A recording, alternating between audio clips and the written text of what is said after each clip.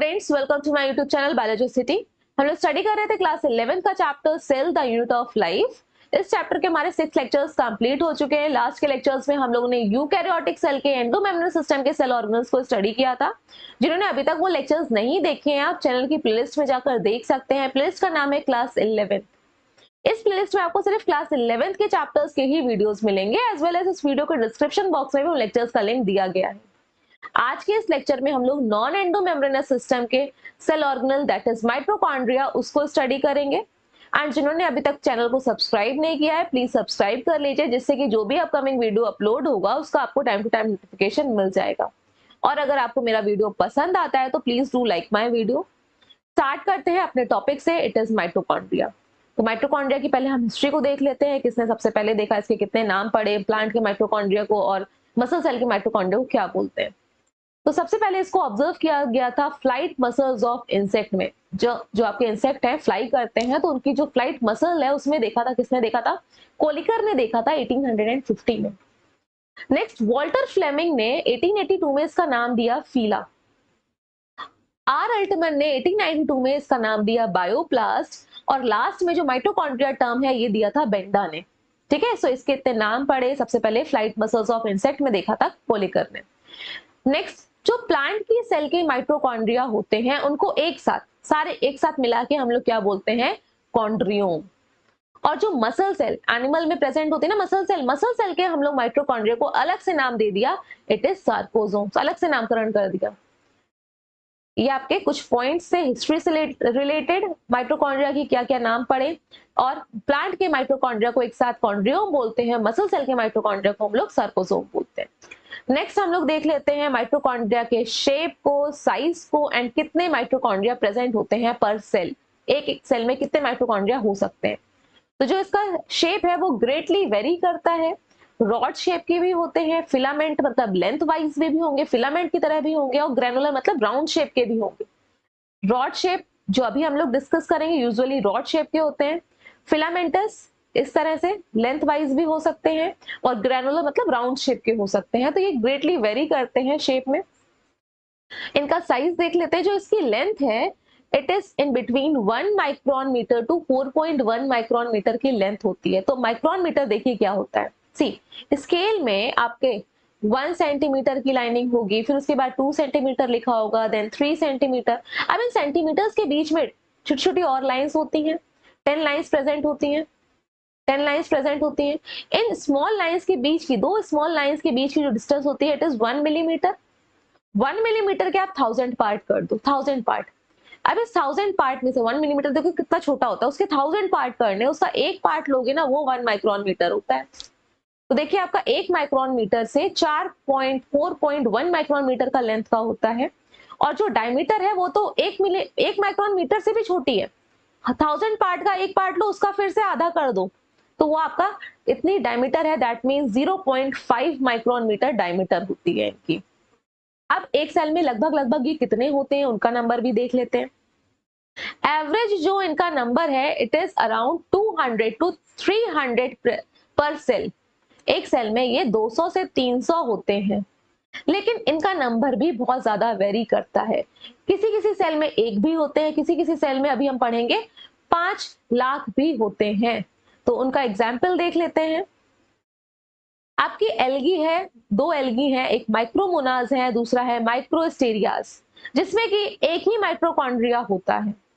और एक प्रोटोजोआ है केओस। ठीक है, केओस में पर सेल, प्रोटोजोआ है तो यूनिसेलुलर ही होगा, तो कितने हैं आपके 5 लाख माइटोकॉन्ड्रिया प्रेजेंट है उसकी एक सेल के अंदर। तो ये हो गया हमारा माइटोकॉन्ड्रिया का साइज, शेप एंड नंबर।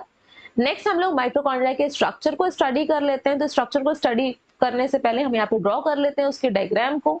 सी, जो माइटोकॉन्ड्रिया है आपका it is double membranous organelle, double membrane bound organelle. इसकी 2 मेम्ब्रेन होती हैं। ड्रॉ कर लेते हैं। आउटर मेम्ब्रेन कॉन्टिन्यूअस है, आउटर मेम्ब्रेन है ये कैसी है आपकी, कॉन्टिन्यूअस है। और इनर मेम्ब्रेन अंदर की तरफ फोल्डेड होती है, तो इनर मेम्ब्रेन भी बना लेते हैं। आउटर मेम्ब्रेन तो आपको स्मूथ दिख रही है तो लिख देते हैं पहले इसको। Here it is outer membrane. 2 membrane होती है, 2 प्रोटेक्टिव कवरिंग होती है आउटर मेम्ब्रेन। एंड जो इसकी इनर मेम्ब्रेन है वो अंदर की तरफ फोल्डेड होगी, फिंगर लाइक प्रोजेक्शंस होंगे अंदर की तरफ, अंदर की तरफ इस तरह से फोल्डेड होगी।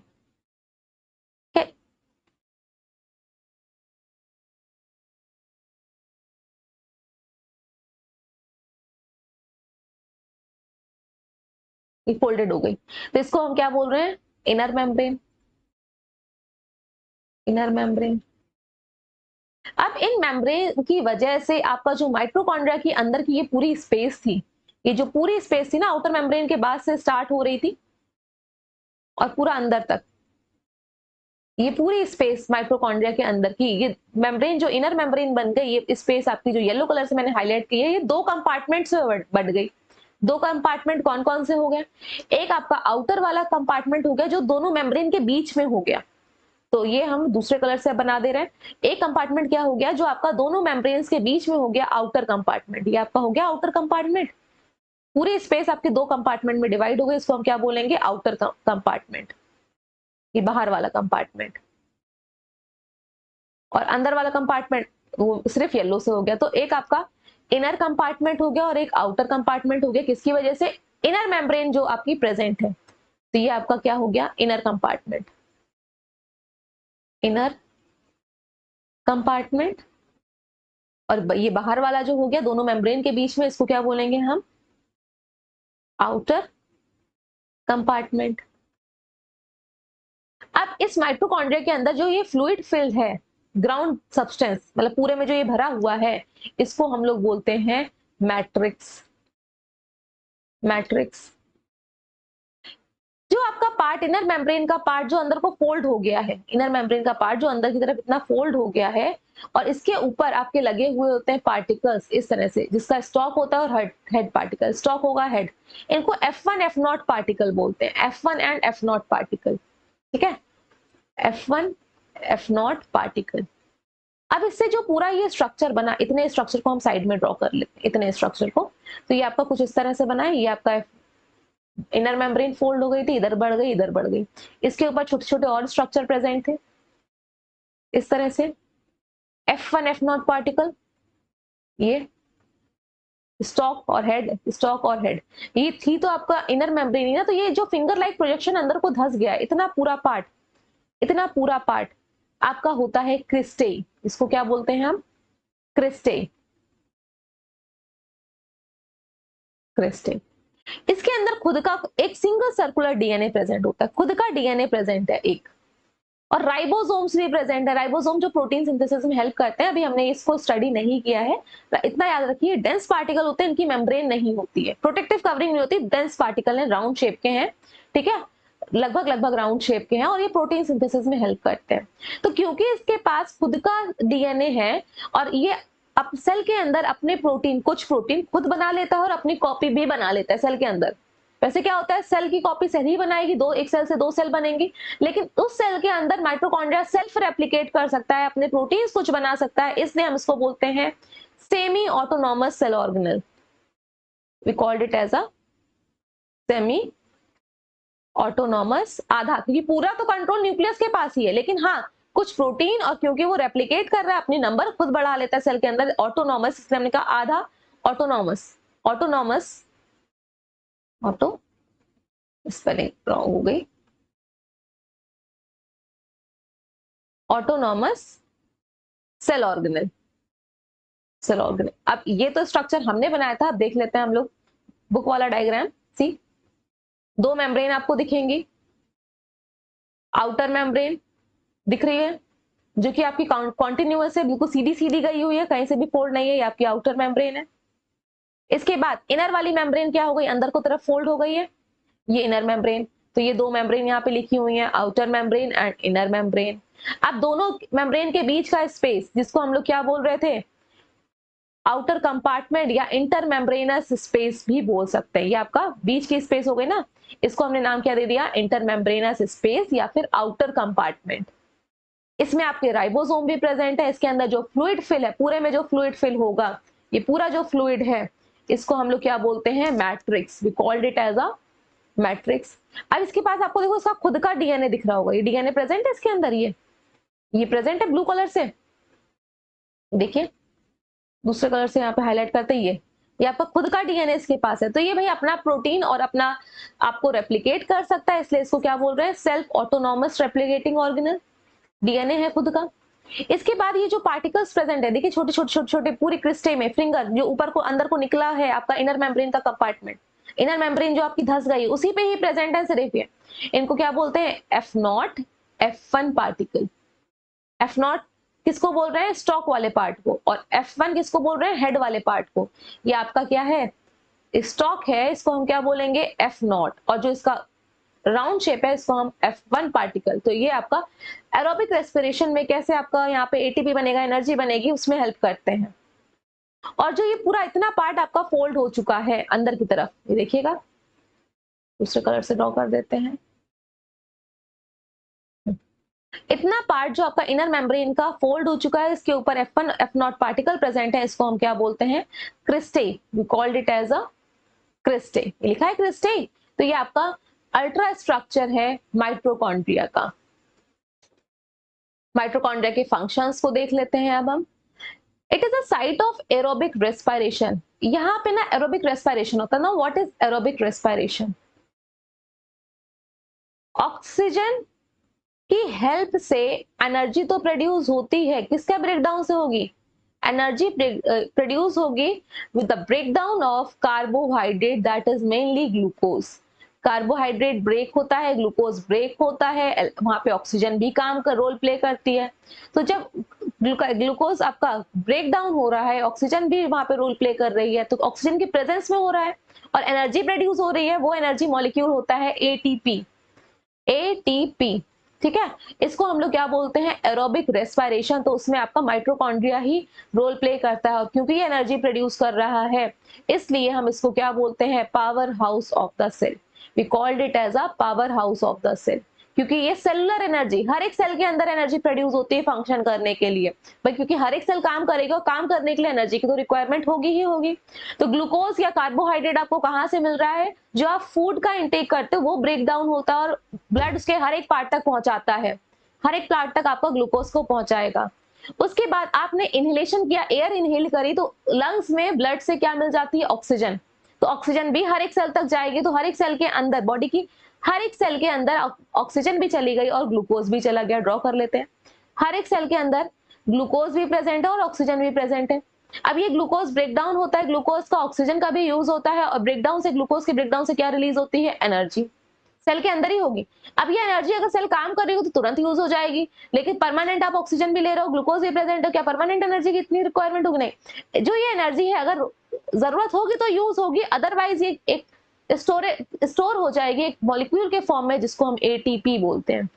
इसलिए एटीपी को हम लोग एनर्जी करेंसी बोलते हैं, एनर्जी करेंसी। भाई जब भी रिक्वायरमेंट होगी आपके एटीपी ब्रेक डाउन हो जाएंगे, फिर से एनर्जी को रिलीज कर देंगे।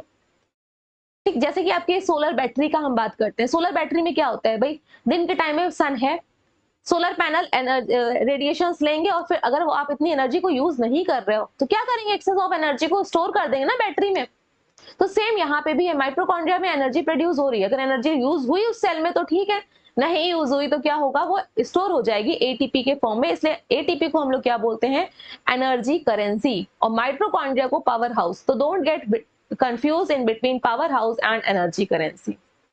अब क्योंकि इसके पास सिंगल सर्कुलर डीएनए भी होता है इसका खुद का, फ्यू आरएनए मॉलिक्यूल्स भी होते हैं, भाई ये प्रोसेस होता है बनने का, कि कोई भी प्रोटीन बनेगा तो पहले डीएनए बनता है, ये आप इतना याद रखिए, अभी ये डिटेल में नहीं समझाएंगे। यहाँ पे डीएनए होता है, डीएनए मालिक होता है, तो डीएनए इसके पास है। डीएनए खुद नहीं ऑर्डर देगा, डीएनए ने अपने पीए को बोल दिया, पर्सनल सेक्रेटरी को, it is just like RNA, RNA को इन्फॉर्मेशन ले ली, अब आरएनए बताएगा कि कौन सा प्रोटीन बनना है, राइबोसोम की हेल्प से बनते हैं। तो ये सीक्वेंस होता है इन्फॉर्मेशन का, इससे आपका आरएनए और राइबोसोम की हेल्प से क्या बन रहा है, प्रोटीन बनता है। तो ये सारा ही पार्ट माइटोकॉन्ड्रिया के अंदर प्रेजेंट है। क्या क्या प्रेजेंट है देख लेते हैं एक बार, डीएनए प्रेजेंट है, आरएनए प्रेजेंट है, राइबोसोम आपके दो टाइप के होते हैं, 70s और 80s। तो माइटोकॉन्ड्रिया के अंदर 70s प्रेजेंट होते हैं, जो कि आपके प्रोकैरियोटिक सेल में भी 70s प्रेजेंट होते हैं। ठीक है, प्रोकैरियोटिक सेल में भी 70s होते हैं, राइबोसोम टाइप के, 70s टाइप के। और माइटोकॉन्ड्रिया के अंदर सी यूकैरियोटिक सेल हम लोग पढ़ रहे हैं, ठीक है। यूकैरियोटिक सेल में जब हम लोगों ने डिफरेंस पढ़ा था प्रोकैरियोटिक सेल और यूकैरियोटिक सेल का, तो वहां पे देखा था कि यूकैरियोटिक सेल में तो 80S पाए जाते हैं, तो जो यूकैरियोटिक सेल में साइटोप्लाज्म है वहां पे 80S राइबोसोम पाए जाएंगे। लेकिन अगर यहाँ पे क्लोरोप्लास्ट है, क्लोरोप्लास्ट जो फोटोसिंथेसिस में रोल प्ले करता है, या फिर माइटोकॉन्ड्रिया के, इसके अंदर 70S पाए जाते हैं। बाहर की साइड जो आपकी इसमें एंडोप्लाज्मिक रेटिकुलम है, उससे रफ एंडोप्लाज्मिक रेटिकुलम, उससे भी 80S राइबोसोम ही अटैच्ड होते हैं। सिर्फ माइटोकॉन्ड्रिया के अंदर ही 70S है। इसके बाद और भी कंपोनेंट्स हैं जो कि रिक्वायर्ड होते हैं प्रोटीन सिंथेसिस में, तो ये खुद के प्रोटीन भी बना लेता है, खुद की कॉपी भी बना लेता है। कॉपी मतलब अपने आप को रेप्लिकेट कर दे, रेप्लिका मतलब होता है कॉपी बना, कॉपी, तो ये रेप्लिकेट भी कर सकता है एक सेल के अंदर, 1 से 2, 2 से 4, और खुद के प्रोटीन भी बना रहा है।